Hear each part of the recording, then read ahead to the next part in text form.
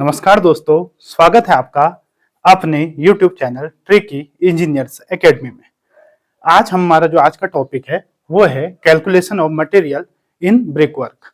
Estimation एक महत्वपूर्ण हमारा सब्जेक्ट है। उसमें एक सवाल आ जाता है कई बार कि जो ब्रिक वर्क है, ब्रिक वर्क का मतलब क्या है? ऐसा कोई भी कार्य जो ब्रिक से होता है। ब्रिक्स का मतलब होता है ईंटें, और हमारा सिविल इंजीनियरिंग का जो सबसे महत्वपूर्ण निर्माण सामग्री है उसमें ईंट का भी महत्व है। जैसे सीमेंट है वैसे ईंट है, क्योंकि ज्यादातर आप कंस्ट्रक्शन देखेंगे तो ईंट से किए जाते हैं। बेसिकली ईंट से, जैसे आप दीवारें, आपके मकान की जो दीवारें होंगी पहले पत्थर से बनाई जाती थी, लेकिन अब ईंटों से बनाई जाती है। ठीक, अब ब्रिक वर्क का मतलब ईंट से जो काम होता है। अब calculation of material in brick work का मतलब क्या है? आप सिविल इंजीनियर, आपको पता होना चाहिए। कोई आपसे अगर पूछता है कि यार मेरे को एक दीवार बनानी है, इतनी लंबी, इतनी चौड़ी और इतनी ऊंचाई की एक दीवार है, तो आप बता दीजिए कि मैं कितना सीमेंट मंगाऊं, कितना रेता मंगाऊं और कितना ब्रिक मंगाऊं, कितना हम ईंट मंगाएं। तो ये कैलकुलेशन जो होता है, एस्टिमेशन का एक पार्ट होता है। आपको अगर लंबाई, चौड़ाई और ऊंचाई पता है, आपको पता है कि अच्छा ये दीवार बननी है, तो इस दीवार में आप कैलकुलेशन करोगे तो आपको पता चल जाएगा इतनी ईंटें लगेंगी, इतना सीमेंट लगेगा और इतना रेता लगेगा। उस हिसाब से आदमी अपने लिए अपने सामान मंगाता है। वही हमारा एस्टिमेशन है, उसी पे हम देखते हैं ब्रिक वर्क। अब देखिए, सबसे पहले आपको जो हम सिविल इंजीनियरिंग में पढ़ते हैं वो हम ब्रिक का साइज क्या पढ़ेंगे। तो ब्रिक का जो साइज होता है वो होता है 19 सेंटीमीटर, 9 सेंटीमीटर, 9 सेंटीमीटर। मतलब एक ईंट है, वो लंबाई में 19 सेंटीमीटर, उसकी जो ऊंचाई होगी वो होगी 9 सेंटीमीटर और जो उसकी गहराई होगी वो होगी 9 सेंटीमीटर। 19 centimetre, 9 centimetre, 9 centimetre. जो ऊपर है यहाँ आपकी उसका कंपनी का नाम या कुछ भी छपा हुआ रहता है। ठीक हो गया।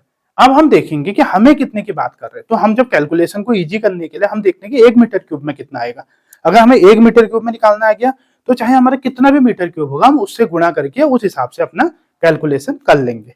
अब 1 metre cube total, 1 metre, 1 metre cube of brick work, number of bricks पता करने कि 1 मीटर क्यूब, 1 मीटर क्यूब का मतलब क्या है? 1 मीटर लंबाई, 1 मीटर ऊंचाई, 1 मीटर चौड़ाई, 1 मीटर, 1 मीटर और 1 मीटर, ये हो गया 1 मीटर क्यूब। इसमें कितनी ईंटें लगेंगी ये हमें देखना है, और ईंटें रखनी है या चिनाई करनी है। ब्रिक वर्क का मतलब क्या है? ब्रिक वर्क का मतलब आप चिनाई कर रहे हैं, आप ईंटों को जोड़ रहे हैं ताकि वो आगे के लिए कंस्ट्रक्शन का काम हो रहा है। मतलब तो हमें टोटल वॉल्यूम कितना है हमारा, कि कितने मीटर पे चाहिए, हमें कितने मीटर क्यूब पे चाहिए? तो 1 मीटर क्यूब पे हमें 1 मीटर क्यूब पे नंबर ऑफ ब्रिक्स बताने हैं, कितनी ईंटें लगेंगी। तो ठीक हो गया। अब आपको क्या पता है, जो मैंने ईंट का साइज बताया ना, 19 गुणा 9 गुणा 9, 19 9 9 सेंटीमीटर, ये कौन सा साइज है? ये आप जो अगर एक ईंट पकड़ेंगे उसका साइज है। लेकिन जब आप ब्रिक वर्क करेंगे तो क्या इस ईंट को सीधे रख के इसके बगल में दूसरी ईंट रख देंगे? नहीं, वहां हम क्या करते हैं, वहां दो ईंटों के बीच में, आपने देखा होगा मिस्त्री जो होता है वो मसाला डालता है। तो दो ईंटों के बीच में मसाला आता है, दो ईंटों के बीच में फिर मसाला आता है, ऊपर भी मसाला आता है, नीचे भी मसाला आता है। तो इसके इस वाले हिस्से में थोड़ा मसाला आएगा, इस वाले हिस्से में थोड़ा मसाला आएगा, इस वाले हिस्से में मसाला लगेगा, इस वाले हिस्से में मसाला लगेगा। तो मसाला क्या होता है? पतला एक लेयर आती है मसाले की, वो क्या होता है, इसकी ईंट की थिकनेस को थोड़ा बढ़ा देंगी। तो अब जो विथ मोल्टार जो होता है, मोल्टार मतलब मसाला, जो हमारे पास ईंट होती है वो होती है 20 गुणा 10 गुणा 10 सेंटीमीटर। मतलब 19 ईंट थी, 1 सेंटीमीटर हमने मसाले को दे दिया, इधर से भी आधा सेंटीमीटर इधर, आधा सेंटीमीटर इधर, तो 1 सेंटीमीटर मसाले ने उसकी लंबाई बढ़ा दी। ऐसी 9 था, 1 सेंटीमीटर मसाले ने उसकी चौड़ाई बढ़ा दी, और यहां भी 9 है, 1 सेंटीमीटर मसाले ने उसकी गहराई बढ़ा दी। तो अगर आपसे पूछेंगे कि ब्रिक का साइज क्या होता है, तो ब्रिक का साइज हो गया 19 सेंटीमीटर गुणा 19 ना 9 सेंटीमीटर गुणा 9 सेंटीमीटर, 19 9 9 19 9 9। और अगर आपसे कोई पूछेगा कि विथ मोल्टार कितना हो जाएगा, तो हो जाएगा 20 10 10 सेंटीमीटर। ठीक हो गया, यहां तक आपकी क्लियर हो गया। तो जब हम 1 मीटर क्यूब ब्रिक वर्क की बात करेंगे तो आप बताइए कि ब्रिक क्या होगा, विद मोर्टार होगी या खाली होगी? आपसे मैं कहता हूं कि आपने एक दीवार चिन्हनी है, तो आप बिना मसाले की दीवार चिन्ह देंगे? नहीं चिन्ह सकते ना, क्योंकि ब्रिक वर्क है, मसाला है, मसाले से जब ईंटों को जोड़ोगे तभी तो ईंटें एक के बाद एक आएंगी। तो हम जब जहां पर हम ब्रिक वर्क की बात कर रहे हैं वहां पर हम मसाले को लेके चलेंगे। मसाले को लेके चलने का मतलब है कि अब आप जब भी ईंट की बात करेंगे तो आप ये वाला 20 10 10 वाला जो है ये साइज लेके चलेंगे, क्योंकि ब्रिक वर्क हो रहा है, मसाला लगेगा, मसाले के साथ ईंट इतनी हो जाती है। अब 1 मीटर क्यूब, अब हमारा टोटल वॉल्यूम कितना है, हमें 1 मीटर क्यूब में निकालना है। तो पहले हम ये तो देखेंगे कि हमारी एक ईंट मसाला सहित यार कितना वॉल्यूम ले रही है। तो एक ईंट को अगर हम मसाले सहित देखेंगे, volume of 1 brick with mortar, तो 20 10 10 है। ये किस में है? ये सेंटीमीटर में है, हमें मीटर क्यूब में पता करना है। तो हमने सेंटीमीटर को मीटर में बदला, तो 0.20 0.10 0.10। इसको जब हम कैलकुलेशन करेंगे तो ये आ जाएगा 0.002। कुछ नहीं किया है आपने, वो 20 10 10 है, वो सेंटीमीटर को आपने मीटर में बदलने के लिए 100 सेंटीमीटर में 1 मीटर, तो 20 की जगह पे 100 से भाग दिया तो 0.20, 10 को 100 से भाग दिया तो 0.10, फिर 10 को 100 से भाग दिया तो 0.10, तो 0.20 0.10 0.10।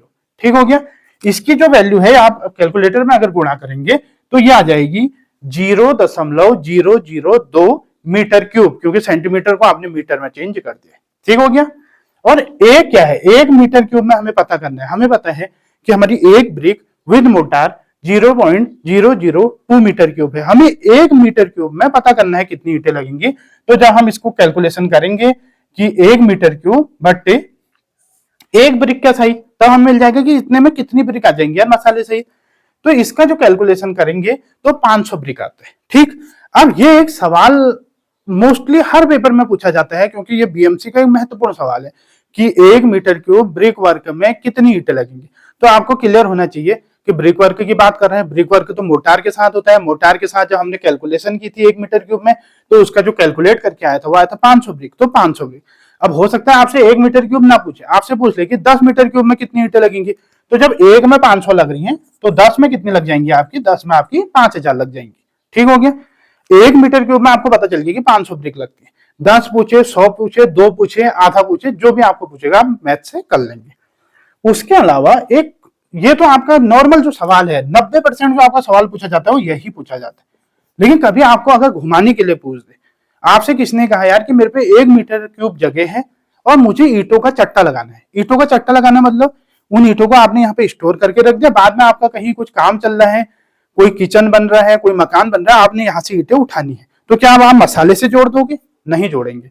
क्यों? क्योंकि ये ईंटें तो हमने स्टोर के लिए रखी हैं, चट्टा बना के रखी है। तो एक चट्टे में अगर 1 मीटर क्यूब में ईंटें पूछेगा तो अब हम कौन सा साइज लेंगे? अब हम लेंगे विदाउट मोटार वाला साइज। कौन सा? ये वाला।